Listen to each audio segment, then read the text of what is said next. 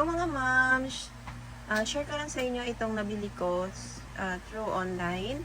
Reading worksheet, English, Tagalog na po siya. Tuto yung mga anak ko guys, paano magbasa. So, tara, scroll natin. Ayan, ito yung Bawal Family. Super laking bagay nito moms. Pero dapat, consistent ka rin magturo. Bigyan nyo lang yung anak nyo ng 10 minutes a day. So, turo nyo muna sa kanila yung mga sound, hindi yung ABCD. So, yan, pinag-start ko silang memorize ng mga letter sound. Yan, so ayan. Diba nito? A blends. B, A, ba. K, A, ka. D, A, da. So, ganun po yung pagtuturo sa kanila. Hindi B, A, ba. Hindi po. Dapat sound. Sound ng bawat letra. So, magsisimula muna sila sa 2 letters. Pag memorize na nila yung alphabet, letters. Ayan, may I blends, A, O, and letter U. Then, meron naman ditong CBC words, if. Halimbawa, ito, L, if, lip. Tutulin nila, ed, kasi ito naman, ed, ed, red, et, get. Ganon. Yan, up, up, tap, it. Ganyan. Ganon ko po sila tinuruan. Ayan. So, step by step to mga moms, and ang bilis po nilang matututo kung araw-araw po natin silang tinuturuan. At least 10 minutes. So, short A, CBC words, cab, dab, gab, job, yan, ganyan. May mga reading phrases. Yan, yan yung naman nyo guys. Yan, long A, hail, same day, 8. Yan. Then, may mga sentences din po tayo. Ngayon, ayan, may mga E, hanggang, wait lang, I, O, and U. Ayan. Mama, pairan. Meron din po mga phonic sound.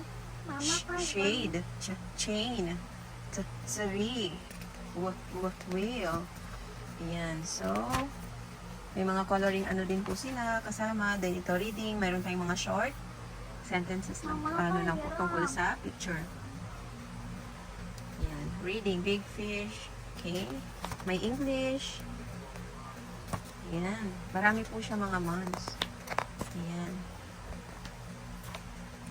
So, dito naman, meron din po siyang let's read, malalaki. Tungkol sa picture, apple, an apple, a red apple. This is a red apple. Ayan. Marami din po siya. Then, meron pang, ayan. Super dami niya po guys. And mag-enjoy po talaga yung kids nyo. Basahin to pag marunong na silang magbasa. And, kahit marunong lang magbasa yung mga anak natin, dapat pinapapractice pa rin natin silang magbasa. Ito, sinasagot na to ng anak ko, binubura ko lang, sasagutin na naman niya ulit.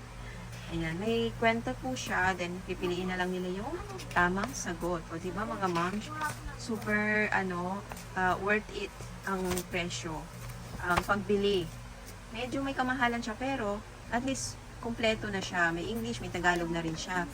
Ayan, yan. Marami siyang mga ganitong mga question and answer. So, dito na tayo sa abacada. Ayan. Ay, uba, baby, bubu. Tapos, yung mga nagsisimula sa titik A. Aso, araw, apoy, ahas. Ayan. So, ituro po natin sa kanila yung tamang sound ng mga letter. Kasi, para mas madali po silang matutong magbasa. Handaan, ang parents po ang isa sa mga ang unang teacher na dapat nagtuturo sa mga anak natin, lalo na pag nasa bahay po sila. Ayan. Titik H, titik M. Ayan. Kompleto po siya mga moms. A to Z po yan.